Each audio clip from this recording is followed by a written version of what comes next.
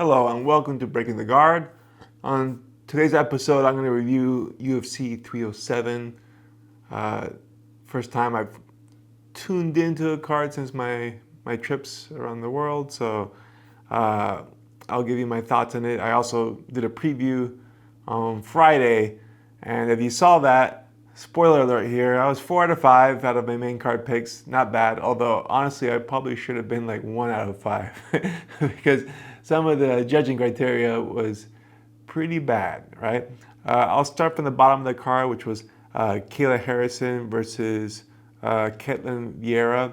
This was the one that I got wrong, and not surprisingly, because this was like kind of like my upset bet. I had put more stock into Ketlin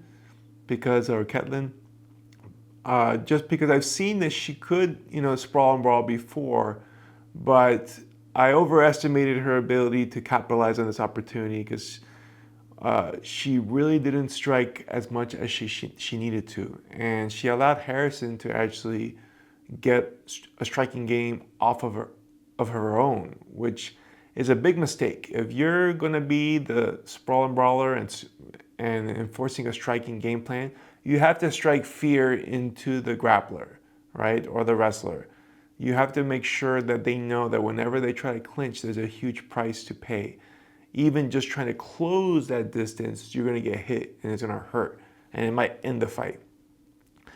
Caitlin was like trying to outpoint her, and at least that's like what it looked like. The strikes didn't have bad intent. It was just like, oh, I touched you. And that's not going to be enough to deter somebody who really wants to wrestle you into the ground.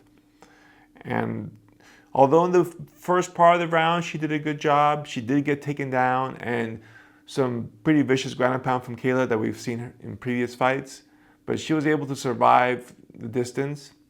In the second round, she was able to negate all the takedowns, but not really do any significant damage. And then in the third round, she was taken down again. Pretty easy decision for Kayla. That was obviously why the smart money was there, right? But that was my one bet that I was more risky on. All the other ones I got right. The next one you had Kevin Holland with Dolidze, and I had picked Dolidze, and he did win. This was kind of a weird fight, but it's exactly why I thought Dolidze was going to win this, is that Kevin fights silly, right? He doesn't fight he's not a smart fighter. And I don't mean like intellectually smart. I mean that he picks bad strategies and decisions, right? In this case, Dolidze was able to take him to the ground. And, Kevin's not a slouch on the ground, but then he's playing like a figure four guard for most of the round. And figure four closed guard is a stalling guard, essentially, right? Like, you have to, I mean, he does have the mobility to try to take advantage of it and actually attack there, but he really didn't. And, Dolidze wasn't really trying to pass guard. I think he was playing a very conservative MMA style, which was, I'm just going to ground and pound you from within your close guard, which I would be fine with as well. Honestly, when you have somebody who's content being in close guard off their back in MMA, it's a free punching session, right? It's very easy to hit. It's pretty hard to get caught in a submission. You have to be really silly as a top guy to get caught in something. As long as you're keeping your hips high, over there, so they can't really get any triangles or arm bars, or you're doing what Roman was doing, which is head on top of his head, also is going to negate most of your submission game. It's pretty easy to score shots. Now, I'll critique Roman a little bit in the sense that he wasn't really doing any real damage. He was just smothering more. But enough to win a scorecard, yes. And towards the end of the round, Kevin, I imagine, was feeling a little desperate as far as going to lose this round without doing anything.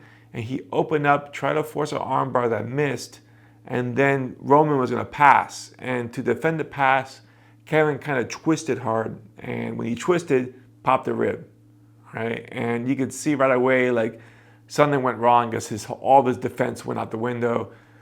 He was able to survive the round, but took some brutal punishment. But in between rounds, it was very obvious. He had popped a rib. He told his corner that. They were trying to tell him he could fight through it. He's like, I'm not sure. And then I think the coach made the right decision, was you cut the fight off there, right? Don't make your fighter mentally weak by giving into an injury. You do it for them, right? And one of the things that pissed me off about this, Conor McGregor chips in and he's like, you should have let him keep fighting. You don't stop because of a pot rib. And it's like, of all people to be talking right now, you didn't go into a fight because of a pinky toe injury, right? Or something like that. And it's like you lost all your footing to be able to talk about injuries. That said, there is a point to be made about that, which is, if I dislocated a finger before a fight and maybe it was bad enough where I would say, hey, you know what? This is not going to allow me to fight well. I could fight with this, but I'm not going to be showing my best self. And if I lose, it could perhaps ruin my career. So I'm going to not fight. But if that same injury occurred in the fight, you might say, you know what? We're already in here. Suck it up. Let's keep going, right? Especially if the fight's going really well in our favor, right? I'm like, can I work around this? I had a fighter, for example, Jason, who dislocated his shoulder in the 4th round of a title fight, winning all 4 rounds. Now, would I let Jason go into a fight with a dislocated shoulder? Absolutely not. Did we let him continue? Yes. He won his fight, right? And a dislocated shoulder is a far more serious injury than the rib, right? For sure. I haven't trained in a couple days now because I just tweaked my ribs again. I could train. It's just not a great idea. It's going to hurt me more. So Conor had a point, but I don't feel like he had the moral high ground after his big toe or little toe. I heard someone say big toe, someone said pinky toe. There's a huge difference. If it's a big toe injury, you can't walk. If it's a pinky toe injury, it's nothing, right? I've had pinky toe injuries a couple times. You could fight with them. I did fight with a broken pinky toe before. It's not even an issue. But in Holland's case, fight wasn't going well. He took some good damage, although I think he defended most of the shots. He did get some punishment. And he himself wasn't feeling great about it. So I've had, for example, my nose broken after taking a good left hand in my fight in Costa Rica. And they wanted to stop the fight as far as the referee did. And I said, keep going. Now, would I let a fighter start a fight with a broken fight? No. But would I let them continue? Yes. Obviously, I let myself continue. So, but I wanted to, right? I was locked in. Like, to me, it's like, I already took this much pain. I'm going to get mine and some more back. Kevin wasn't in that headspace.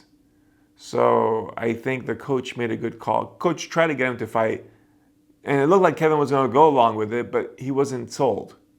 So as a coach, you got to protect your fighter, right? So sometimes protecting them means pushing them to go beyond their boundaries, but I feel like in this case, it's probably a good call, like, no, call it back. Especially since Kevin's taking all these weird fights, like this is out of his weight class.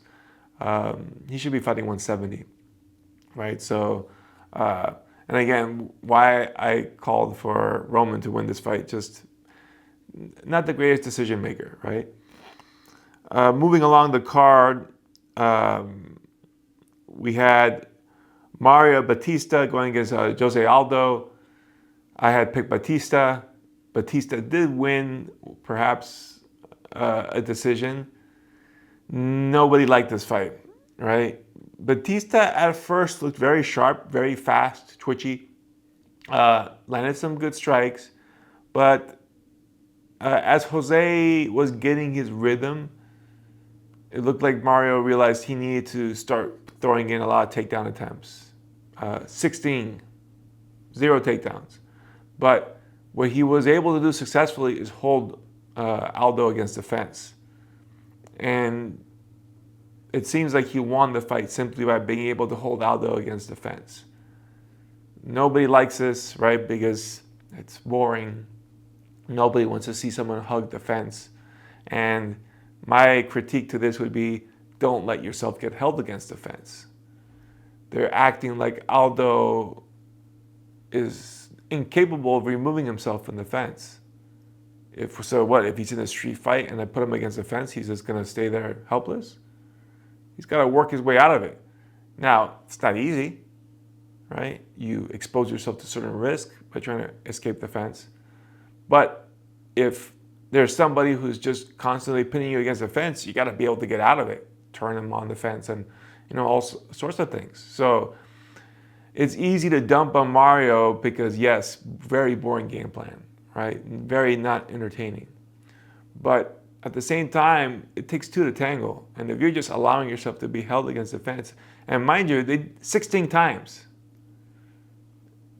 you failed to read the takedown and allowed the guy to rush you into the fence 16 times.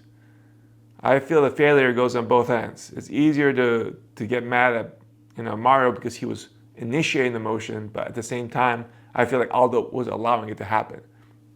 In a fight where not a lot of damage was done on either end, although I think Mario got a little bloodied towards the end of it.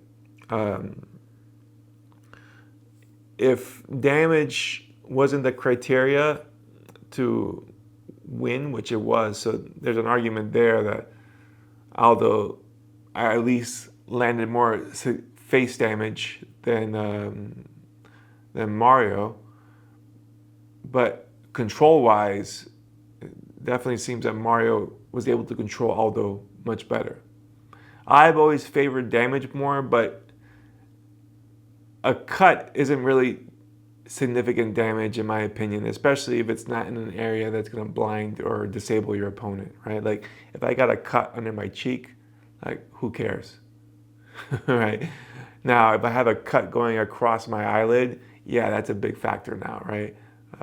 I'm going to get blinded. So that I would score more. In Mario's case, it seems like it was just a cosmetic, bleeder cut. Nothing that I would really be concerned about. But still, pretty lame fight, right? But I did call it. Just thought the new blood had more tools, and he did. Just didn't make him as exciting as we would have hoped. The next fight, we had Raquel Pennington versus Juliana Pena. I had picked Pena, and once again, I feel like I should have been wrong here. But Pena did win the decision, although on a live viewing, for me, I thought that Raquel Pennington pulled it off. First round was probably the round that everyone has to watch again because that was the telling round. That's the one that I thought Pennington did more, but who knows? I have to watch it again to see what the punch stats were and how it really went down. But rounds 2 and 3 went to Pena, scored a takedown, got some good ground and pound, almost got a submission finish, but Rocky was able to get out. But rounds 4 and 5, Pennington took over. On round 4, she scored a knockdown, which again, I thought we were scoring 10-8s, she dropped her, made the mistake of trying to follow up with a guillotine, but didn't get taken down as a result, but definitely lost some momentum there that allowed Pena to recover. And then round 5, it looked like Rocky did more to land her jabs. But my critique of these women's bout as a title fight, so ugly as far as the style of fighting. Pennington must have been drilled in on just doing hands. She barely threw any kicks. And Pena had a really turned over stance that I think Pennington maybe threw like 5 kicks to the leg and each kick landed hard. It's like, why wasn't it part of your game plan to chew up that leg? You know, like she could have destroyed Pena with leg kicks. And I'm talking about like calf kicks, very low, right? So low risk for takedowns, and she could have definitely peppered them in there, but didn't. Like, she would land like one or two like thudding leg kicks to the calf, and then just forget about it. She also had this annoying thing where she would do this crossover shift right hand, and just about every time she did it, she got countered with a right hand. And it was like her go-to little like blitz. And I thought like, Pena got the read on this like very early in, and you're still doing this. It's just like bad strategy, you know? I don't know. On the ground, Pennington looked pretty helpless as well. She did enough not to get submitted, but that's just about it. It's just the level of talent in the division right now as a title fight was pretty appalling for me, right? I think Harrison would run through either of them, seeing what I saw, which is she's competent enough on her feet to pose a threat and at the same time be able to engage her takedown game. And on the ground, she looks to be a level above either of those ladies. And the other thing that was kind of annoying, Pena wins, and rather than calling out the rising star of Kayla Harrison, who obviously wants this title fight, she called out Amanda Nunes, who's been retired, the person that she last beat for the title. What a weird call out. It just landed very flat. It's like, she's retired, dude. Like, what are you doing? You know, you're ignoring the obvious challenger, and you're trying to take on somebody who's quit the game. Just very weak. You know, not a good look in my opinion. So not only did she get a decision that a lot of people felt was unjust, then she's trying to double down on scumbaggery by going after a retired fighter. It just seems like, so like I said, I got that pick right, but not happy about it. And then the final one, Alex Pereira versus Khalil Roundtree. Once again, both these gentlemen delivered, and thank God. This was like the fight that really stood out as being exceptional. Khalil and Alex perhaps had the longest stare down I can recall in recent UFC history. The moment Alex entered the cage, while Khalil locked eyes with him, Alex locked eyes with him, and they never stopped looking at each other until the fight started. It's a long time. It's like a 10-minute stare down, basically. And it's interesting because Alex looks like he doesn't even blink. And he was like very still for most of it and just looking at him. You see Khalil had a little jitters moving around. And then towards the end, Alex started getting pumped up and bouncing around. And I was wondering how this would have an effect on them. But no, they were both locked in. Very good execution of both of their game plans. It was clear that Khalil wanted to be able to score and land shots early. Very fast twitch, very in and out, and was successful in winning the first two rounds, in my opinion, very easily. Alex, much more patient, trying to dominate and force Khalil back into the cage. But Khalil would constantly circle in and then reestablish himself in the center. But he wasn't able to land any big shots initially because every time he would try to step in and throw punches, Alex would just back up. And since he was in the middle of the cage, he was able to back up without consequence and just able just for blows. Some of them would connect, but when you have a straight shot coming at you and you're moving with it, it doesn't really do anything, you know, not to the level that you would want it to. That's not to say that there wasn't any bigger moments. It might have been the second round or maybe beginning of the third round where Alex tried to throw a high kick and then got caught with a clothesline of a right hand by Khalil. that looked like it stunned him. He dropped to his knees, and then, or he like popped a deep squat and then came back up.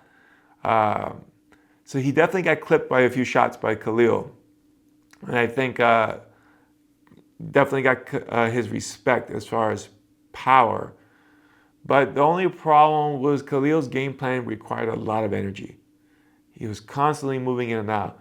And since he was being pressured backwards the whole time, he had to move against that pressure and try to reestablish himself in the center. I think Dean Thomas had some good advice, which was that he needed to pressure Alex and take over the center of the cage so that when he did stalk him and when he did like pressure forward, he would get hit to the back of the fence and not be able to evade all the strikes. But didn't really get to execute that the way that Thomas described. Now, in the third round, it looked like the wheels started to fall off on Khalil as far as gas. He started to slow down a little bit, and I believe Alex started to open up a little bit more.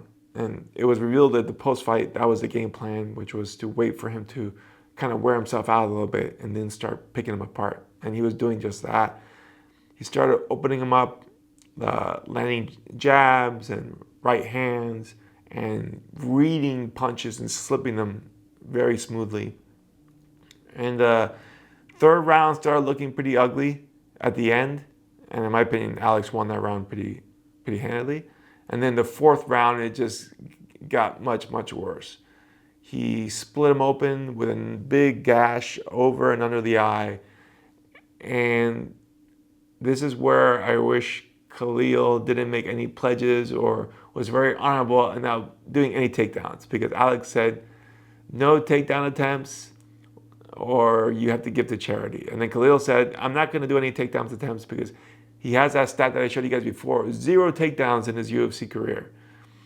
And I'll give to charity anyways, which is nice and honorable. But we want to win a fight by the most efficient means possible. And when you haven't done a single takedown in 3 rounds, there's a time to do takedowns is when your opponent is almost upright and he's starting to try to pick you apart. Because now the leg kicks from Khalil, he only started throwing them, I think, in the 3rd round, but the wheels were, like I said, he was already starting to fade a bit. So there wasn't any real leg threat. There was no takedown threat. That allows a guy like Alex, who's already tall, to fight very tall, which allows all the weapons to be at full display. You have to have that takedown threat in there so that they lower their stance a little bit. It removes some of the weapons, and it gives them another threat to think about. And if they try to close distance on you, you can rush in for a takedown.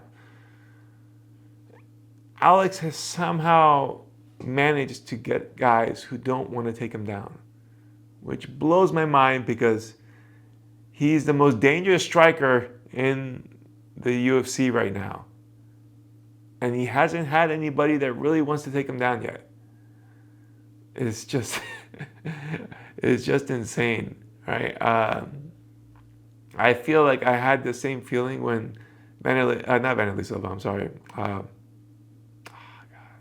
Anderson Silva was starting to dominate, and like nobody would try to take him down. You know, the one guy that did, Travis Lutter, was very successful, but unfortunately he gassed, and then he got triangle choked by Anderson Silva, right? Who has more of a ground game. But most people just try to outstrike him. And I'm not sure what the level of Alex Pereira's ground game is or how good his takedown defense game is, because it hasn't really been tested. So it's just bizarre to me. And there was one guy who could have pulled off takedowns. It would have been Khalil, because he had enough respect in the striking that he could have mixed it in. If you're just a pure grappler trying to run into Alex, yeah, you're probably going to have a rough time, you know. But that wasn't the case here. But then again, since Khalil has never done a takedown, I guess I'm speaking out of turn. Maybe he has 0 takedown abilities. I don't think that's true, but just one of those times it would have been useful to fight MMA versus fight kickboxing, right? But fourth round, anyways, Alex just picks him apart, almost looking like he was trying to be somewhat merciful in not doing too much damage to him. It looked like at one point that he just was trying to figure out the easiest way to put him out without just bludgeoning him to death, because Khalil's chin was holding up pretty solid. He was clearly hurt and he was like backed up into the fence, but he was still swinging wild every so often, trying to connect with a haymaker.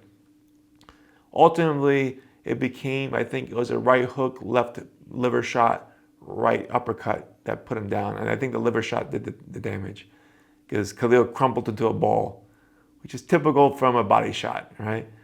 And the fight was over there. Great display by Khalil, which honestly, he performed very well. I think that was towards the best of his ability, just not enough against Alex. I think he needed a better game plan as far as actually incorporating takedowns. In my opinion, that would have been the difference that could have made a big factor.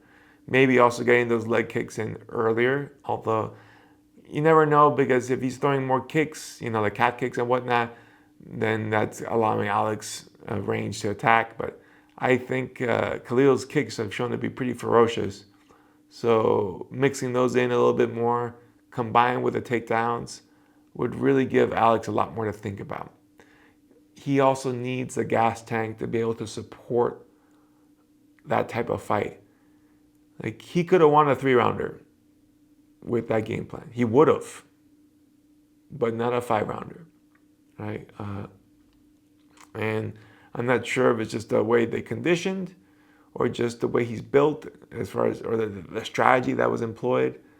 But he needed to think for a 5-round fight. Now, to be fair, I did not see this going that far.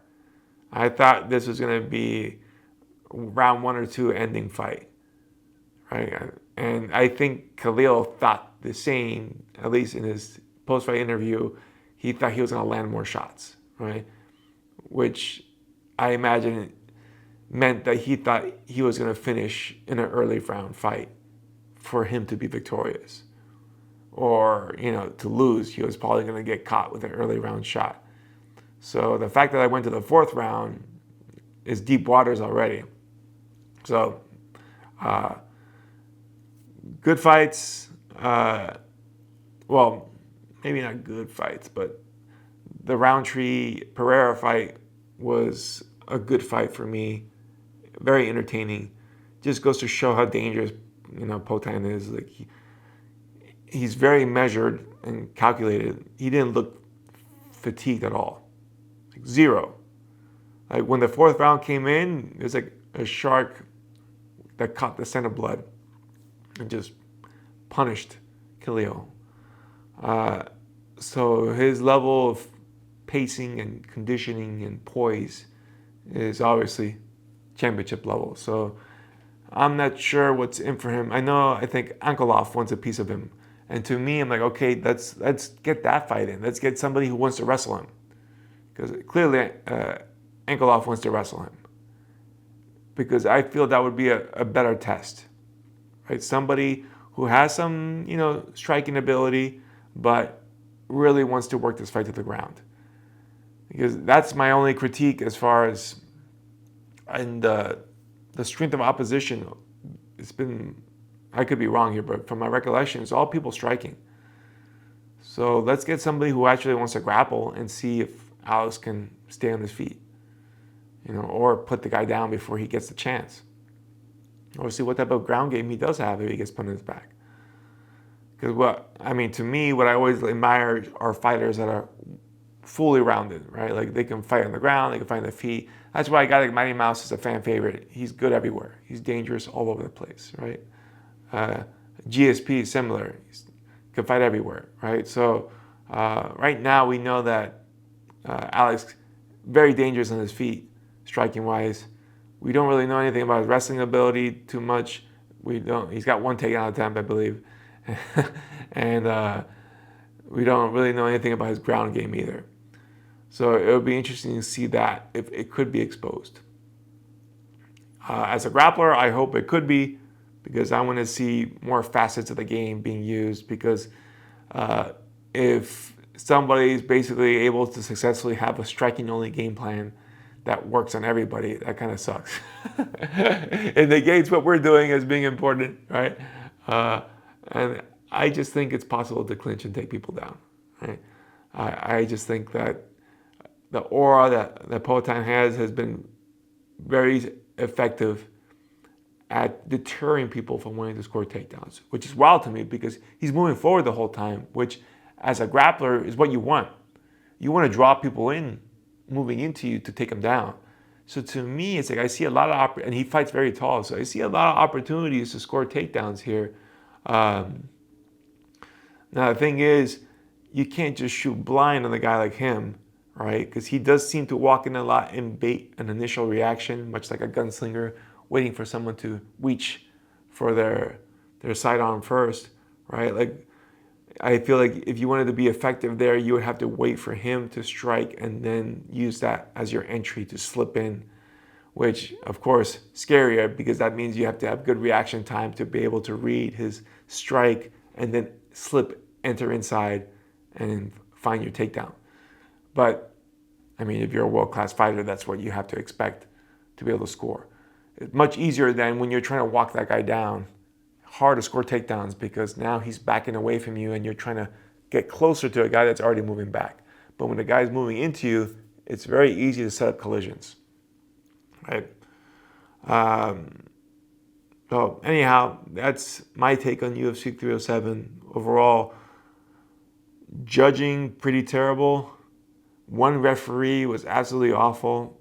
Like that, he was breaking up fights within I think it might have been the Batista Aldo fight, which, or maybe it wasn't him, because people were booing there too.